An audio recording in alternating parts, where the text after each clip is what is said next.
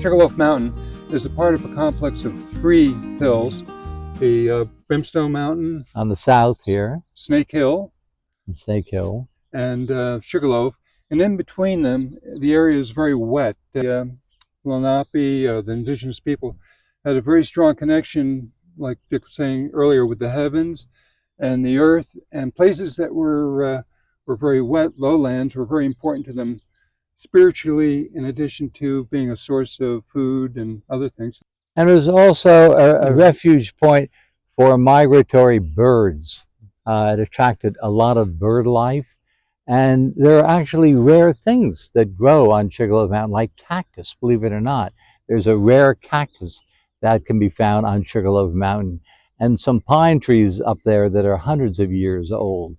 And then north of Sugar Loaf, next to Sugar Loaf, is Mine Hill, and iron was found in that area. But they discovered that there was a lot of sulfur in that iron that devalued it, and it wasn't of highest quality, not the kind of quality you find down in the Sterling Forest area, which was up to 90% iron.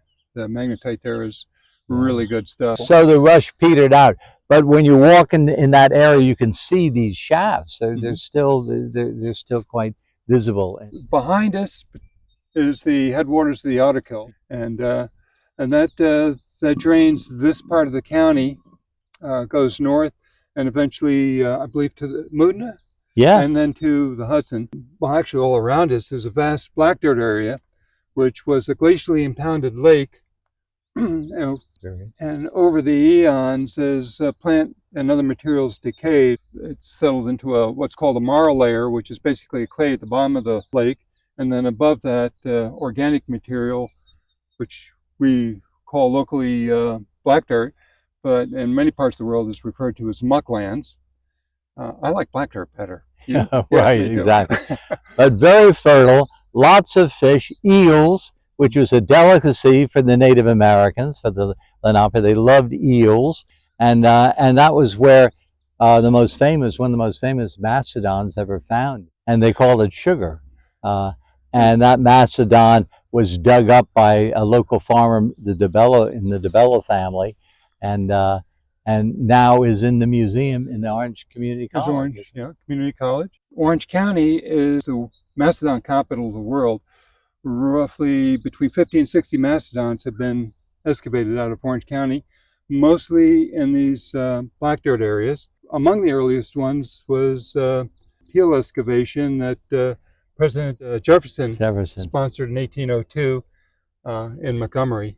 Well, there's always been a lot of water here. When the glacier receded, it left huge bodies of water, huge lakes. So you'll find a lot of lakes that eventually eutrophied and became what used to be called swamps or freshwater wetlands today.